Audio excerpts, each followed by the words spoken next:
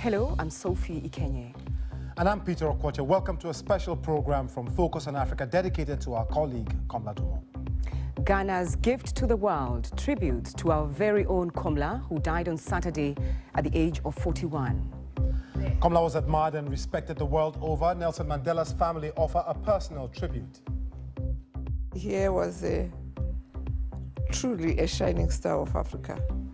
He was seen as a role model and inspiration to young journalists across the continent, especially to our very own Focus on Africa. It was always wonderful watching him on World TV presenting, and I knew that I too can make it because Komla did. Komla was also a man who would encourage me as a young journalist and say, "Great job, Charlie." He had a big smile, but also a big heart. Also on this program, hoping for a new order. The mayor of Bangui has been elected interim president of the Central African Republic amid ongoing communal violence. Over the weekend, troops loyal to the South Sudanese government recaptured the key town of Bor.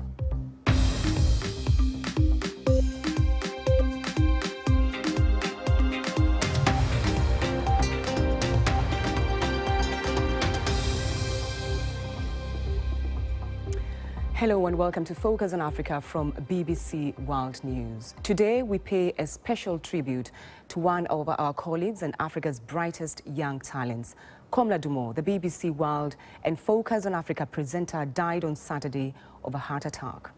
Our audiences have been pouring their hearts out since the news, but it's a big blow to us, the Focus on Africa family, because Komla was not only a colleague, but a friend. Focus on Africa's Alex Chakana reports. Hello, everyone. Welcome to Focus on Africa from BBC World News. My name is Komla Dumor. That rich voice, his huge personality and a winning smile put Komla Dumor at the heart of Focus on Africa. Getting the news right requires a lot of research, attention to detail. Always impeccably dressed and ever the professional, Komla changed the way the story of Africa is told. I take what we're doing seriously. And so for me, the most important thing is to know what I'm talking about, to know the stories. And if there's a cool factor, I mean, it doesn't hurt, does it? In just a few hours, kickoff is just a few hours from now. A proud Ghanaian, seen here supporting the Black Stars at the World Cup in South Africa nearly 4 years ago, Komla was born in 1972 in Accra, Ghana. He started his career as a traffic reporter at Joy FM before going on to be named Ghana Journalist of the Year in 2003. He then came to us here at the BBC in 2006, working first for radio and then television. Happy New Year. On screen, Komla was polished and professional. Behind the scenes, he was a friend to everyone, always finding time for a hug and a hello. Happy New Year, bro. It shall be well. This is the BBC's new broadcasting house. On the 5th floor right here is where Komla used to come to start his day in the morning. And that's because it's right here on this 5th floor that the Focus on Africa team seat, right here, the Focus on Africa television team. And Stefan Mayu is the editor of this program. Stefan, you worked both on radio and television with Komla. Give us a sense of what he meant to this team. Komla personifies our bond. He's the benchmark, he's the anchor, he's the ambition, he's the model. He gives, his generosity is boundless, and because he gives a lot, we give a lot. Very much. After saying hello and bear hugging just about everyone on this end of the room, Komla would then make a beeline across to this end of the 5th floor, because this is where the BBC's Swahili TV program sits. He'd come here, yes, to extend the bear hugs, the handshakes, but quite often to inspire his fellow colleagues at the start of their workday. Zuhura Yunus, you are one of those people that Komla usually said hello to. What will your lasting memory of him be? My lasting memory will be like 2 years ago when we just started training to be on TV. That's when the Tanzania ferry accident happened in Zanzibar, and I was asked to go and talk about it, discuss about it. I've never been on TV, and I said, no, I can't do it, I can't do it.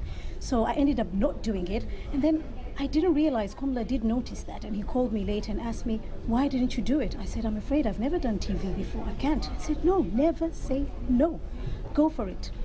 You'll never know until you do it. So that's one thing I will really, really remember. Never say no. And I guess that's why today I said yes, I will talk on TV. So there you go, his legacy living on already. Absolutely. More African stories, of course, on the BBC website. Now, As much as he meant to those of us inside the BBC, Komla's impact reached far beyond this office. I've only been here for just a few hours, and it is quite clear that something very special is happening in this country. He was passionate about journalism. A combination of sharp intellect and charm meant that everyone wanted to talk to Komla Dumor. Is it that sense of, responsibility at the time it happened, you were president, that connects you or actually drives the position that you have vis-a-vis this issue? Maybe. Guilt, no, perhaps too not strong a guilt, word. because whatever guilt I had went away when I took responsibility for not helping them. From presidents to business leaders to market workers, everyone got the same Komla treatment. Former UN Secretary General Kofi Annan is one of the more recent to pay tribute to Komla, saying, "Africa has lost one of its brightest young talents. I shall miss his smile and wonderful sense of humor." Earlier, the country's president, John Dramani Mahama, said, "Our nation has lost one of its finest ambassadors." Komla Dumor was Ghana's gift to the world. Melinda Gates from the Bill and Melinda Gates Foundation said, "Bill and I are saddened by the death of the BBC's Komla Dumor. His work bringing the stories of Africa to the rest of the world will be missed." Well, folks, that is all from the program. A big man who leaves behind a big legacy both professionally and personally, Komla influenced a generation and changed the way the world sees the continent he loved and was so proud of. And that's the latest BBC News. I'm Komla Dumor. Komla Dumor will be remembered as an exceptional journalist, a dear friend, but above all, a husband, a son, and a father. Thank you, thank you. A shining star of Africa. That's how Nelson Mandela's daughter, Makaziwe Mandela, has described Komla. The Mandela family called us at the BBC when they first heard the news. They were keen to pay their own tribute to Komla, whom they met in South Africa in December. He was the first journalist to speak to the family after the passing of Madiba and the only journalist they invited into the former president's home. Makaziwe spoke to Focus on Africa's Nomsa Matseko in Johannesburg. There was a lot of shock and sadness amongst us because, as you say, here was truly a shining star of Africa who came into our lounges, our bedrooms, every day at 7:30 South African time, Focus on Africa, and sometimes on other channels. But as you say, a beacon of Africa's warmth and shine. Komla was Africa in every essence. When you met him, it was at a difficult time when you had just lost your father. But he described to me how he felt like he was part of the family when he came to offer condolence to your family. He came into my house and called me Mommy, which is really an endearing way in which West Africans call elder people. And I was just comfortable with it. And we chit-chatted about just about everything else. I was very comfortable. And that's the type of person, of professional journalist that he was. As I said, there are those people who have you call it charisma.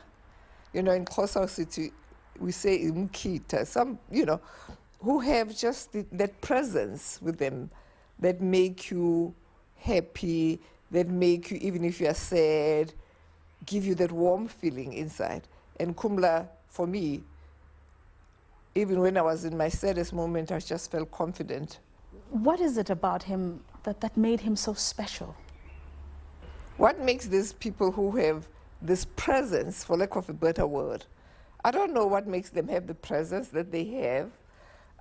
He was, I always said to my husband, he was a suave dresser, with his impeccable suits. Not that, I think most of the BBC journalists, especially the men, are very suave dressers, with his ties and what they call it, handkerchief.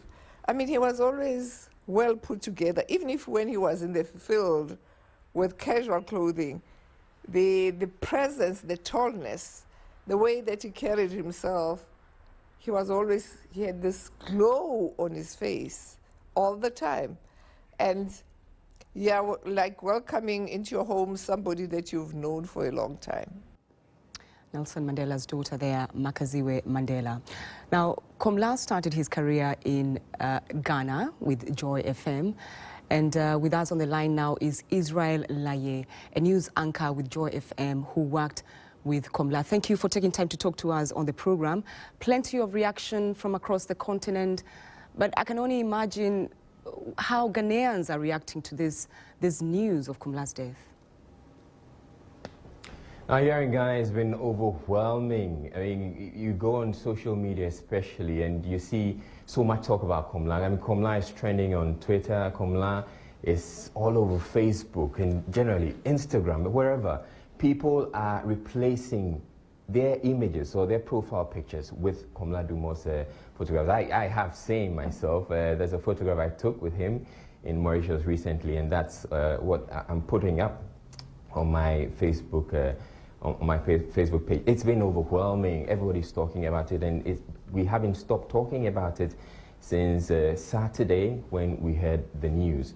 And right now, today, all the major newspapers in the country are capturing the Komla's passing, and our own Joy FM, we're dedicating programming to Komla Dumor, who, of course, he's a great broadcaster. He's Israel, Peter here. I mean, obviously, Komla is by no means the only Ghanaian journalist, but why was he so special? Why do people hold him in such high esteem? This is what I think. You know, Komla and Joy FM itself, Komla came onto the scene, into the industry at a time where Ghanaians were switching over. There was a crest from having the state broadcaster dominate radio and television and media generally. And Joy FM and Komla came in at that time. Now, at that time, Ghanaians fell in love with what Joy FM was doing and what Komla was doing. There was something very refreshing. And so everybody just took to Komla like that. And it just so happened that we were also going through, you know, experimenting with our democracy. And here again, Joy FM and Komla Dumor and the team there were on top of it, you know, and pushing the agenda. And so people just fell in love with Joy FM and Komla Dumor. We're having promotions on radio where people were winning packages to Disneyland. Then it was the first time it was happening, and Ghanaians just fell in love with it. At Joy FM, we keep on saying that for us, it's not we're not just doing radio, we're not just doing broadcasting, it's a lifestyle. And Komla lived that lifestyle on radio. Israel Laye, news anchor with Joy FM, thank you for taking time to talk to us. Thank you. Now, since the news of Komla's passing, there has been an outpouring of condolence messages from many current and aspiring journalists, many talking about his efforts in telling the African story to win the attention of the world. Here are some of the tributes paid by our very own Focus on Africa reporters covering the whole of the continent. Komla was also a man who would encourage me as a young journalist and say, "Great job, Chale." He had a big smile, but also a big heart. This imposing presence, but also very intelligent. And this is the man I'll celebrate as much as I mourn. I remember the closest that I worked with him was during the coverage of the Westgate shopping mall attack. And on one night, we were on air together. I was supposed to introduce my story, but kept rambling on. But Komla, being the leader and the guy that he was, started using his eyebrows to show me that it was time to look at the camera to introduce my story. He'll be dearly missed. I pray for strength and courage for his family. Komla, like so many of the young journalists across Africa that you inspired, I will not let go of the passion you had for the continent. We will keep it burning. I also took Komla to my township of Soweto to show him around. The people there recognized him, they loved him, and he loved them back. He also bought me this very tie, not that he thought my ties were dull, but he insisted that he wanted to buy me a tie that he chose himself. May his soul rest in peace. My colleague, my comrade, Komla Dumor. And there'll be more reflection on the loss of our BBC colleague Komla Dumor later in the program. Some other news in brief now, and the Central African Republic has a new interim president. The parliament has voted to choose Catherine Samba-Panza as the country's new leader. She was mayor of the capital, Bangui. She will have the task of trying to restore peace to a country ravaged by religious conflict. She replaces Michel Djotoja, the leader of the Seleka rebels who seized power in March. South Sudan's army says it has recaptured the key town of Malakal from the rebels. Around 500,000 people have been displaced by the fighting in the country, according to the United Nations. Over the weekend, troops loyal to the government recaptured the town of Bor. The conflict began as a political feud but has taken on ethnic overtones, putting two tribes, Dinka and Nuer, against each other. This is Focus on Africa from BBC World News with me, Sophie Ikenye. And me, Peter Okwoche. A little later in the program, as we pay tribute to our colleague Komla Dumor, you shared with us the words that you believe best describe the man.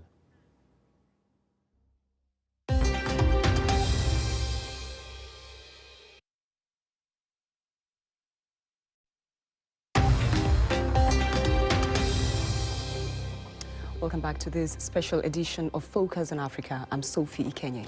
And I'm Peter Okwoche. The top stories on this program. Our friend and colleague Komla Dumor has died of a heart attack at the age of 41. Tributes have been pouring in from around the world since he passed away at his home on Saturday. Elsewhere, troops loyal to the government of South Sudan have recaptured the key town of Bor over the weekend. The South Sudanese army also claims to have recaptured the key town of Malakal from rebels after days of heavy fighting. Well, let's now return to our special tribute to our colleague Komla Dumor, who passed away on Saturday. And joining us now is the head of BBC Africa, Solomon Mugera. Solomon, a huge loss to BBC Africa in general, but this is a man who was hugely influential on the continent. How big? Extremely big. In fact, the word used, hugely, would actually apply to exactly what Komla did. First of all, look at him, 6 foot plus towering, but at the same time, down to earth. When he joined the BBC, and on the many occasions that I interacted with Komla Dumor, he always exuded this confidence about Africa and being able to tell the African story in a proper way. And he had his own 4 principles of telling the African story. One of them, which I may say, that I could attribute to him was use the best talent to tell the African story.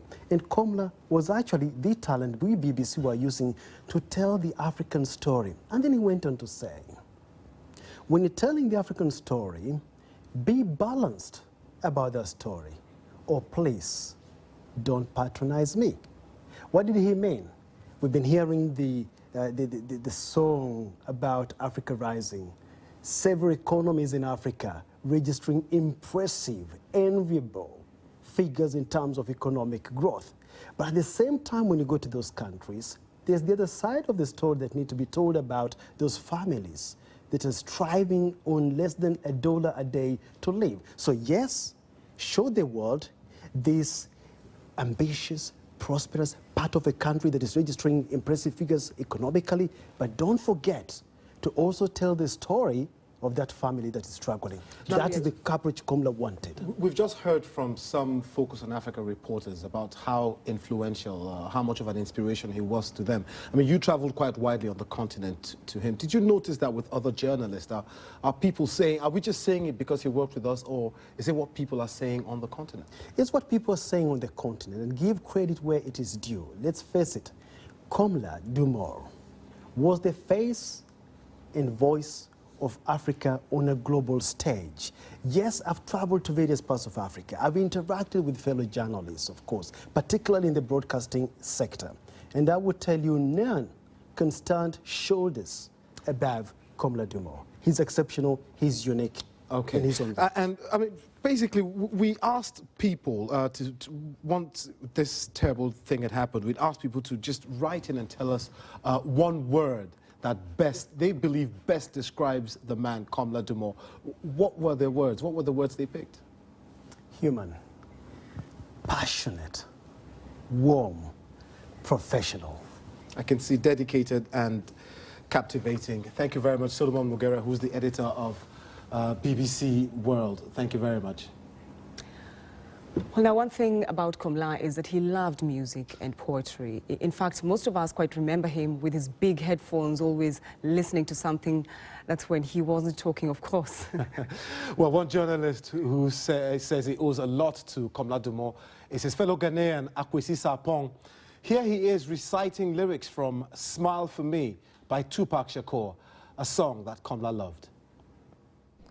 The words say there are going to be some stuff that you will see, and they will make it difficult for you to smile in the future. But whatever you see, through all the rain and pain, you have to keep a sense of humor. You have to be able to smile through all of life's trials. Remember that. Just keep your head up. Why shed tears? Save your sympathy. My childhood years were spent dreaming my dreams. Here's a message to the newborns and all the young ones. If you believe you can achieve, just look at me. Against all odds, though life is hard, we carry on, living our life through all its imperfections. To all my people, protect your essence. Born with less, but you're still precious. Just smile for me now. That's a special tribute there by Akwesi Sarpong. Now, Komla Dumor was a man of huge presence. He would sweep into our newsroom, always stylish, always smiling, lavishing his genuine and generous goodwill on everyone. We've put together some moments of Komla that we wanted to share with you. Thanks for watching this space. Hello, everyone. Welcome to Focus on Africa from BBC World News. My name is Komla Dumor. Eta? Yes. Eta, how you doing? And Shapkunjan. Shapkunjan, how are you doing? All right, I'm fine. How are you doing? Shapkunjan. Shapkunjan. Yes, you got it. Hello, Bodyface. How are you? I'm fine. Very nice to meet you. I was spotted by two Kenyan Maasai warriors who watched the BBC. They've decided to give me a traditional name. How did you pick a name for me? We picked the name because we name people according to the personalities, and we name them according to the mountain, rivers, animals. So what have you chosen for me? We chose the name for you, Tobiko, which means a mountain. Because I live along the line. And I'm a mountain of a man. I think you're a mountain of a man. All right. Yeah. Well, the process requires a bit of a ceremony, which I won't show to you. It's top secret. We have to feed 7 billion people in the world today. We're going to have to feed 9 billion by 2050. And on Tuesday, full coverage from the palace to the church to the streets of Amsterdam. Did he ever give you advice? Keep away from that boy. No, I mean, I think one of the best things about my grandfather was that he gave us advice through stories. It's very hard, I think, for anybody to experience to see a loved one, you know, slowly go through the pain. Yeah. How's that look? No? Hello, you're watching GMT on BBC World News. I'm Komla Dumor. Our top stories. My grandfather wrote Ghana's national anthem. However, my mother tells me, she's gone now, but Mommy tells me that there was a day they were in a shop called Leventis. I don't think that still works anymore. Yeah. And Grandpa was singing another song. And she asked him, Daddy, what's this song for? And he said, oh, I'm writing a song for Nigeria when they become independent. Well, folks, that is all from the program.